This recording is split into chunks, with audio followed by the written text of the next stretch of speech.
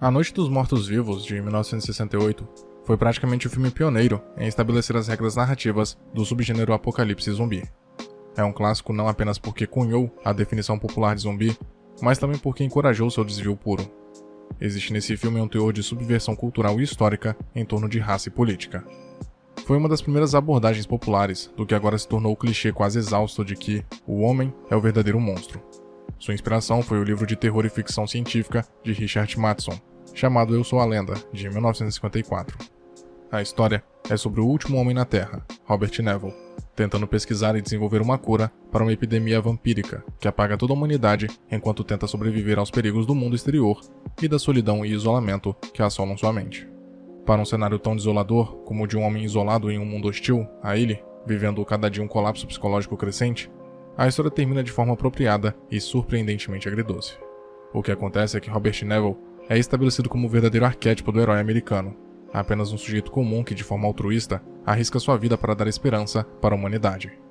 É a narrativa do complexo de Messias, na qual o protagonista tem o dever e o destino de salvar todos da condenação. Nos últimos anos, obviamente, muitas histórias se preocuparam em fugir desse complexo, porque já se tornou genérico, mas em 1954 era raro o status de herói ser questionado. Há muitos recursos que fazem o espectador sentir empatia por Neville, desde sua tristeza até sua raiva, sua depressão, suas lutas e medos de sobrevivência. Ele é o típico personagem convencional amigável para o público. Porém, o final leva tanto o protagonista quanto a audiência a concluir que ele é indiretamente o vilão da história. Suas ações, como caçar e fazer experimentos em vampiros, podem ser vistas como justificáveis por ele estar tentando salvar o mundo. Porém, este mundo não é mais dele. Seus semelhantes não existem mais e aqueles que ele repudia formam a atual sociedade que ele nem imagina que funciona ao seu próprio modo. Isso remete a um certo cinismo cultivado em conflitos de guerra do mundo real, e motiva que se questione o quanto de nossa moralidade é uma invenção para nos fazer se sentir como os mocinhos quando, na verdade, apenas destruímos uns aos outros. Descobrimos que os vampiros que Neville está matando são tão funcionais quanto os humanos e compartilham o mesmo medo em relação a Neville quanto ele tem pelas criaturas. Aos olhos delas, o humano é o monstro que as ataca, da mesma forma que o protagonista os vê como os doentes que precisa curar ou matar. Ambos os lados estão em pé de igualdade, e o que garante a autenticidade da história é como ela usa as convenções narrativas da ficção de fantasia e as subverte completamente de tal forma que Neville é o herói de sua própria história no contexto do que o mundo se tornou, sendo que na verdade ele se encaixa mais na premissa do monstro. Essencialmente, o título da história, Eu Sou a Lenda, está enraizado nessa ideia. Robert Neville é o bicho-papão, o monstro que se esconde debaixo da cama ou nas sombras. Basicamente, ele é a verdadeira ameaça para o mundo moderno e atual, porque este mundo não é mais aquele em que ele costumava viver. Contudo, sendo o último de sua espécie, à beira da extinção, é compreensível que ele queira manter a ordem natural, onde o mais apto sobrevive. Neville fez seu nome, não como um salvador, mas como o último monstro de sua espécie, quase como uma nota de rodapé histórica no lado negativo dela, que é uma de conflitos, de guerra e de medo constante gerado por um viés de poder. A trama faz uso de uma abordagem alegórica, visto que o livro surgiu uma década após a Segunda Guerra Mundial, durante o auge da corrida armamentista nuclear. Mas de uma perspectiva mais ampla, Eu Sou a Lenda projeta a noção de que o mundo não pertence ao povo, e sim a tudo o que o domina até que algo mais forte e superior apareça e tome seu lugar. Assistimos Neville se esforçar constantemente para salvar o mundo. O que não consideramos é que ele está efetivamente lutando por uma causa inútil. Ele anda por aí caçando criaturas, experimentando e desperdiçando vidas desnecessariamente, enquanto tenta salvar uma espécie que não precisa ser salva. Ou pior, não pode. O ponto principal é que a humanidade não se foi, apenas mudou, mas de tal forma que o problema do protagonista é não querer fazer parte do que ela se tornou. De forma egoísta e ignorante, ele se apegou à ideia de que não é ele quem precisa se adaptar. A geração que ele representa não é mais a espécie dominante. De certa forma, ele não tem nenhum poder de barganha. Aos seus olhos, uma espécie radicalmente nova se infiltrou e infectou aquela que era, supostamente, ideal e melhor. Dito isso, embora o tema geral seja Neville se recusando a aceitar a mudança, a história nunca o condena totalmente como errado, dado que suas ações ainda refletem as das criaturas, e a sua resistência se justifica pela paranoia e isolamento, ao longo de vários anos sozinho. Ele simplesmente não consegue compreender que aqueles que percebe como um inimigo possuem os mesmos ideais que ele: reconstruir a civilização, exterminando as criaturas diferentes, supostamente ferozes. Os dois lados querem a mesma coisa, Mas Neville, totalmente consumido pelas crenças, não enxerga as criaturas como seres minimamente parecidos com ele.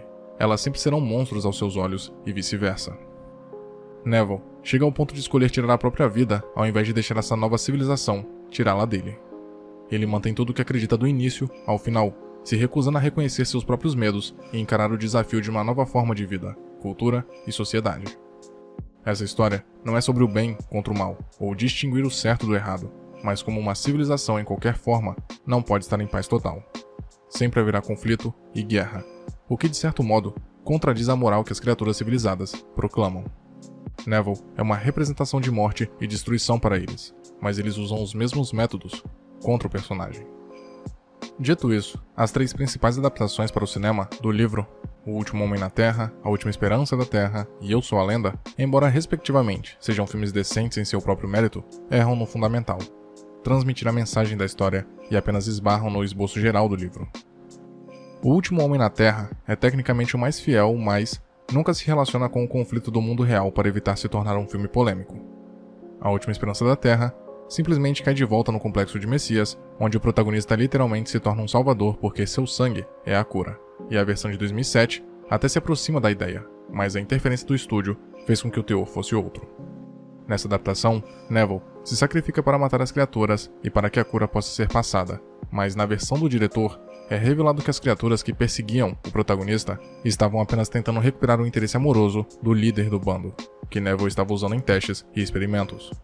Nessa conclusão alternativa, Neville devolve a garota, preserva a cura, percebe a autonomia e consciência dessa nova espécie e como estava sendo perverso com eles, e deixa a cidade. Portanto, o filme se encerra com um compromisso saudável entre ambas as partes, que decidem manter distância um do outro, adicionando um último toque similar à ideia original de Mattson. Eu Sou a Lenda foi um rompimento com a tradicional jornada do herói para salvar o mundo. O conflito abrangente da história é criado por humanos, sendo que no livro isso é basicamente resumido como um resultado direto da guerra.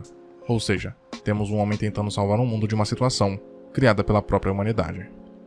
Eu Sou a Lenda é sobre o ciclo vicioso de conflito que é representado pela jornada de Neville, sem fim e sem resolução quando a autopreservação substitui qualquer disposição de compartilhar o território com os outros, tanto figurativa quanto literalmente. A obra não está dizendo que somos maus por não sermos abertos. Ele entende nossa ansiedade em relação ao forasteiro. No entanto, expõe o que ocorre quando as pessoas querem forçar sua moral e bondade autoproclamadas sobre os outros para se sentirem melhor. No final do dia, somos todos apenas um bando de monstros disfarçados.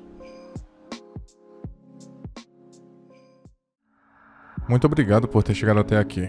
Imagino que, de algum modo, esse vídeo tenha sido interessante para você, e por isso peço que o curta e o compartilhe para ajudar a divulgar o conteúdo do canal.